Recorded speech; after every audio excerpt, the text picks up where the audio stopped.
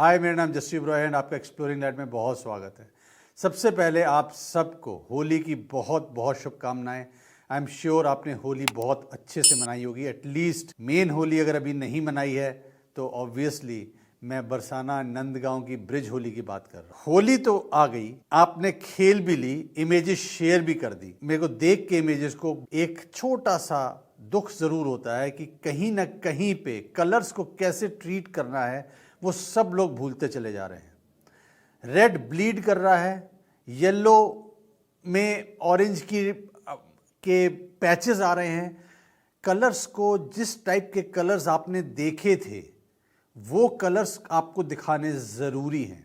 सो आज मैं इस वीडियो में बहुत ही सिंप्लीफाइड तरीके से लाइट रूम को यूज़ करते हुए 2-3 स्टेप्स को यूज़ करते हुए आपने इमेजेस में कलर्स को कैसे एनहेंस करना है वो बताऊंगा। इससे पहले कि मैं आपको प्रोसेसिंग वर्कफ्लो के अंदर लेके चलूं, एक दो बहुत इंपॉर्टेंट चीजें हैं जो कि आपको पता होनी चाहिए पोस्ट प्रोसेसिंग के बारे में। पहली बात कि पोस्ट प्रोसेसिंग कोई सिंगल स्लाइडर से नहीं होती है।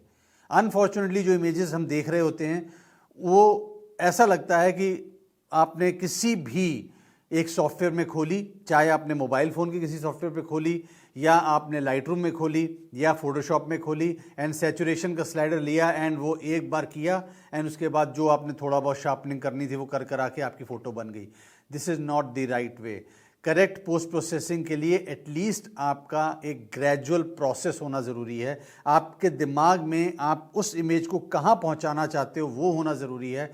आपको ये पता होना ज़रूरी है इमेज को देख के कि उसमें कौन से फ्लॉज हैं इस समय जिसको कि आपने उठाना है, ठीक करना है। कौन से कलर्स दबे हुए हैं उसको उठाना है, कौन से कलर्स उठ गए हैं ऑलरेडी जिनको आपने बैलेंस करना है। अगर ये सब हम थॉट प्रोसेस नहीं लेके आएंगे तो अनफॉर्चुनेटली वैसे ही कलर्स आएंगे जो कि ब्लीड कर रहे होंगे, जो कि मिसमैच कर रहे होंगे, जो कि कलर हार्मनी प्रोवाइड नहीं कर रहे होंगे एंड वो आपकी इमेज काम नहीं करेगी। सो मैंने एक इमेज खोली हुई है लाइट रूम में, आप देखेंगे ये मेरी रॉ इमेज है एंड सो कलर्स बहुत डल हैं, डेप्थ नहीं है। सो इसकी फर्स्ट एनालिसिस ये है कि मेरे को एक्सपोजर में थोड़ा सा मिसमैच लग रहा है, एक्सपोजर उतना अच्छा नहीं आया है। आया होता है बट आपका जिस समय रॉ में शूट करते हो, तो मैं जब करता हूँ तो मैं बिल्कुल फ्लैट प्रोफाइल पे शूट करता हूँ सो दैट कि मैं बाद में प्रोसेसिंग में सब कुछ निकाल पाऊँ। सो इसमें मेरे को थोड़ा सा एक्सपोजर एनहेंसमेंट चाहिए, जो कलर्स दब रहे हैं उनको उठाना है एंड डेप्थ देनी है। अभी बिल्कुल फ्लैट नज़र आ रही है। सो मैं सबसे पहले बेसिक पैनल पे जाके हल्का सा, आप ये देखिए, जो नोट करिएगा वो ये देखिएगा कि मैं कितना कम स्लाइडर्स को मूव करता हूँ। सो एक्सपोजर हल्का सा बढ़ाया, ऑलरेडी ब्राइट हो गई है, थोड़ा सा कॉन्ट्रास्ट ऐड किया, वेरी स्लाइट, ज़्यादा कुछ नहीं करना है। मैं थोड़ा सा वाइट्स को ऐड करूँगा। सो वाइट्स को ऐड करने के लिए मैं ऑल्ट दबा के इसको मूव करूंगा, तो जैसे ही मेरे पास डिटेल्स आनी शुरू होंगी, ये आनी शुरू हो गई। सो मैं इसको रिवर्स लेके अब मैं छोड़ दूंगा। ब्लैक्स के लिए भी ऐसे ही करूंगा, ऑल्ट दबा के मैं इसको रिवर्स में लूँगा। तो ये देखिए जैसे ही डिटेल्स आनी शुरू होंगी, ये आनी शुरू हुई, अब मैं इसको वापस लूँगा एंड इसको छोड़ दूँगा। सो ऑलरेडी देखिए इसलिए थोड़ा सा ज़्यादा हो गया है, मैं इसको अपने टेस्ट के हिसाब से -42 के आसपास इस पे छोड़ दिया। ऑलरेडी आप देखेंगे मेरे 2-3 स्टेप्स से ही कलर्स बहुत एनहेंस हो गए हैं। अभी मैं इससे ज़्यादा कुछ ना करके मैं इंडिविजुअल कलर्स पे भी नहीं जाऊंगा, मैं सीधा कैलिब्रेशन पे आता हूं। कैलिब्रेशन में मैं रेड प्राइमरी की सैचुरेशन को इंक्रीज करता हूं। तो देखिए बहुत कम करना है, मैंने इसको इंक्रीज किया already. I think this is enough, इससे ज़्यादा मुझे करने की ज़रूरत नहीं है। ग्रीन प्राइमरी को अगर मैं थोड़ा सा बढ़ाऊं तो देखते हैं क्या होता है। उतना ही मैं +5 के आसपास ही रखता हूं, इससे ज़्यादा नहीं लेके जाता। और ब्लू प्राइमरी को भी इतना ही रखता हूं। ऑलरेडी बहुत चेंजेस आ चुके हैं एंड इसके बाद मैं सीधा जाऊंगा HSL कलर पे एंड मैं ल्यूमिनेंस पे खेलूंगा। सैचुरेशन में अभी नहीं खेलूंगा बिकॉज सैचुरेशन मेरे हिसाब से ऑलरेडी परफेक्शन की तरफ जा रही है, तो मैं ज़्यादा छेड़ने की ज़रूरत नहीं है मुझे। मैं ल्यूमिनेंस में जाके, ये पॉइंट है ड्रैगिंग पॉइंट, इसको सेलेक्ट करके अगर मैं येलो करूंगा तो मैं इसको थोड़ा सा डार्क की तरफ लेके जाऊंगा, हल्का सा। ज़्यादा करता हूं तो देखिए क्या होता है, ये देखिए ये क्या हुआ। ये नहीं करना है, बहुत स्लाइट करूंगा एंड जो मैं रेड्स हैं इसको भी मैं अंडर करूंगा, हल्का सा डेप्थ दूंगा ये, और जो ये टील या टील जो कलर आ रहा है, टील ही है शायद, आई डोंट नो, सो इसको भी मैं थोड़ा सा डार्क करूंगा।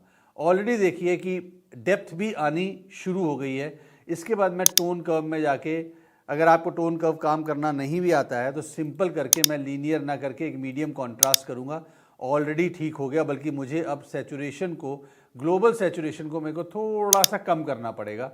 एंड अगर मैं ग्लोबल जाके सैचुरेशन हल्का सा कम करता हूँ, हल्का सा, काफ़ी ठीक है।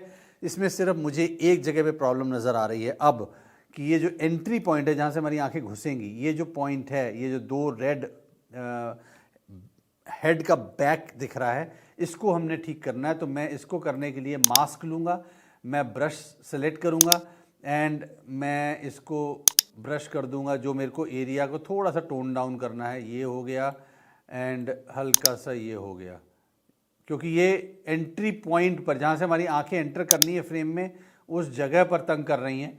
सो इसके बाद मैं इसका थोड़ा सा एक्सपोजर हल्का सा कम कर दूंगा, हल्का सा, एंड इसकी जो सैचुरेशन है मैं उसको कम कर दूंगा, बैलेंस आउट करूंगा। I think my image is okay and इसमें मुझे और कुछ करने की ज़रूरत नहीं है। Probably the only thing that I would like to do is sharpening कर देता हूँ। सो उसके लिए मैं डिटेल्स पे जाके मैं शार्पनिंग की डिटेल्स को थोड़ा सा बढ़ा दूंगा। 25 आ रहा है बाय डिफ़ॉल्ट, इसको प्रॉबेबली मैं 30 करके मास्किंग करूँगा। ऑल्ट दबा के जब मैं मास्किंग करूँगा, सो मास्किंग का कॉन्सेप्ट है, वाइट अगर अभी दिख रहा है तो पूरी की पूरी इमेज शार्पन हो रही है। मैं इसको सेलेक्टिव करूँगा तो मैं मास्क को मूव करूँगा तो जो एरिया ब्लैक दिख रहा है वहाँ पे शार्पनिंग अचीव नहीं होगी। सो मैं सिर्फ ये, आई थिंक जो ह्यूमन हेड्स हैं या फेसेस हैं वो शार्पन हो गए हैं and my image is ready. हम क्विकली इसका कंपैरिजन देख लेते हैं बिफोर आफ्टर का। ये था बिफोर, ये है आफ्टर। आप ये देखिए कितनी देर मैंने, मेरे ख्याल 3 या 4 स्टेप्स किए हैं। एक एक्सपोजर किया है, उसके बाद मैंने वाइट्स एंड ब्लैक्स को एडजस्ट किया है, उसके बाद मैंने कैलिब्रेशन को सेट किया है एंड कुछ कलर्स की ल्यूमिनेंस को टच किया है। डेप्थ देने के लिए कॉन्ट्रास्ट ऐड कर दिया। इतने में ही, इसमें 5 मिनट भी नहीं लगते। Please do not mess around with colours, अच्छा नहीं लगता है।